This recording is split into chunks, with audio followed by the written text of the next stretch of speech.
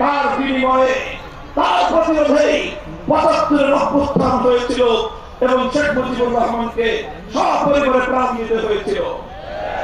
কিন্তু শেখ হাসিনা সে শুধুমাত্র কেন তার বাবা খুন হলো, হত্যা হলো, এজন্য সে বাংলাদেশের মানুষের বিরুদ্ধে ক্ষিপ্ত হয়ে উঠেছিল।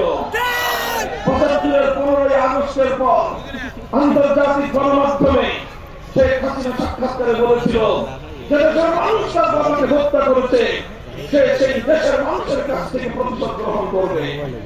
এই ঘোষণা দিয়ে রাজনীতিতে পুনর্বাসিত শেখ হাসিনা ৫০ বছর রাজনীতি করেছে বাংলাদেশের মানুষের কাছ থেকে প্রতিশোধ গ্রহণের রাজনীতি।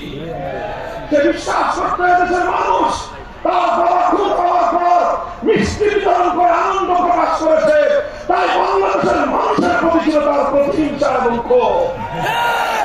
শুধু বাংলাদেশের মানুষই নয়, বরং শেখ হাসিনার রাজনীতিকে নিবিড়ভাবে পর্যবেক্ষণ করলে দেখা যায় সে শুধু দেশের জনগণের কাছ থেকে প্রতিশোধ নেয়নি, সে প্রতিশোধ নিয়েছে আওয়ামী লীগের কাছ থেকেও।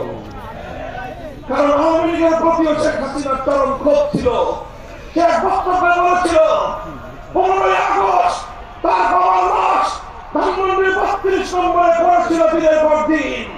এত বড় দল, লক্ষ লক্ষ নেতা কর্মী, কেউ এগিয়ে আসে নাই, বরং শেখ মুজিবুর রহমানকে হত্যা করার পর আওয়ামী লীগ বাংলাদেশের শাসন ক্ষমতায় অধিষ্ঠিত হয়েছিল।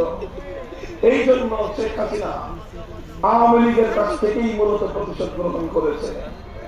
বলবেন কিভাবে প্রতিশোধ গ্রহণ করেছে? সে এমন কাজ করেছে যাতে এই